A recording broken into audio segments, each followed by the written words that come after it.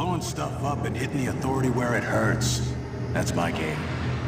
Now, if you're as good as Elizabeth says you are, then I do believe you and I will get along nicely. With Rage, we've blown out the experience. We have a much larger world. We have very unique environments. We have various gameplay experiences. Rage is more than just a first-person game. It's a complete experience.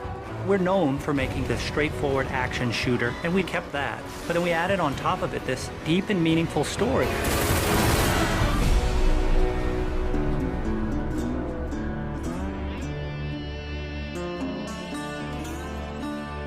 So the story of Rage. We had the setting, we knew we wanted to have it on Earth, then we had to decide how we would destroy the planet. And we actually found that there's a real asteroid, which is called Apophis, which will pass by the planet around 2036. So in the fictional world of Rage, when the governments of the world discovered that Apophis would hit us and destroy most of civilization, they initiated a program called the Eden Project.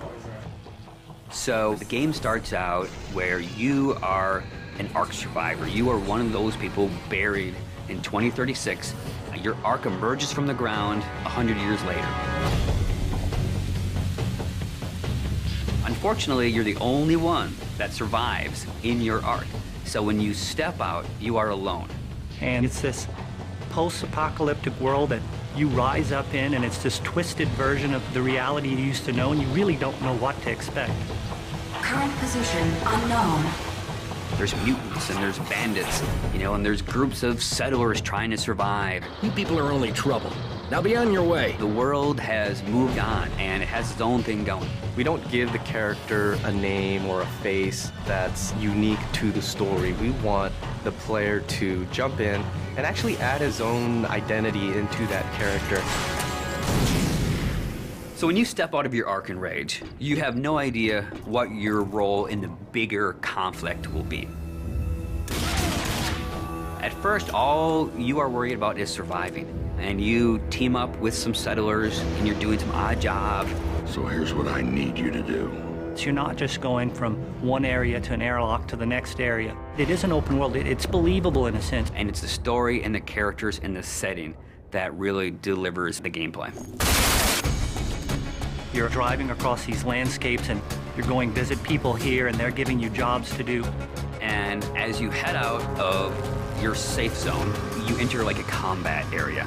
So you may find a handful of bandits with rocket launchers mounted on their cars. And as a player, if you wish to engage them, you can. If you wish to try to run and gun and get out of there, you can. Then the story starts unfolding, and you realize that these warring bandit clans, they all occupy a certain area of the wasteland. They own it. They'll attack you if you go in there and you don't look right.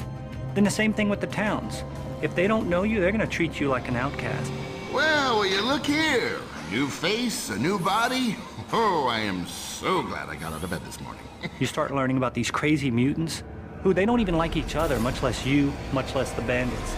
And then you learn about this other faction, the Authority, and they start playing a bigger and bigger role in the story. They are trying to control the wasteland and set the direction of mankind. That's the truth. And that's what people need to know. So there's a small group of people called the Resistance that are fighting against the Authority. The Resistance discovers you, and everyone knows that Ark survivors have a certain specialness to them. You got all those little computers racing around inside you. You know, as you move through the story and you become more important and people start to take notice of you, so does the Authority. As you, the player, get your weapons and start interacting with the characters and start fighting all the bad guys in the world, you understand what your role is in the world. So, you're the new team member. The story in a game really gives meaning to the action. It creates the setting that all the gameplay exists on. And if you have a compelling story and you have compelling action and ways to drive the player forward, it just creates a richer experience and a more complete package. But it's always about, again, something new around every corner, and you really have to stay on your toes in the wasteland.